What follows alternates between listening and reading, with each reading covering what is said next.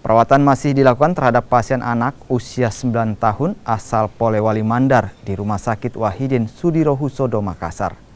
Hingga hari ke-11, tim dokter rumah sakit belum mengetahui jenis hepatitis yang diidap pasien dan masih menunggu hasil laboratorium dari Kementerian Kesehatan.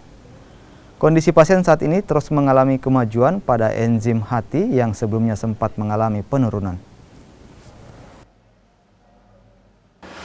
Tim merawat dengan kondisi dianggap ada satu sepsis dan ini perbaikan dengan antibiotik.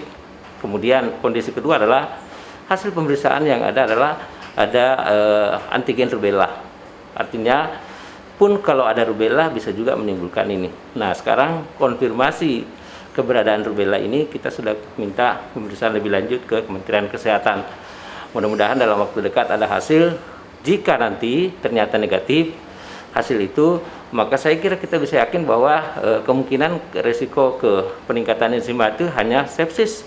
Dan kalau sepsis juga ternyata tidak terkait langsung ke situ, maka bisa saja pasien ini kita anggap bahwa sebagai suatu hal yang terkonfirmasi sebagai suatu penyakit hepatitis yang tidak diketahui penyebabnya.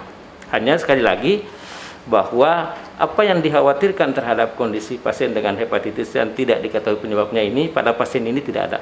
Jadi hanya tidak ada penurunan kesadaran dan tidak ada tanda-tanda gangguan dari faal hati yang signifikan sehingga bisa terjadi gangguan faal hati, faal koagulasi akan terganggu akibat gagal hati dan akibat dari hepatitisnya.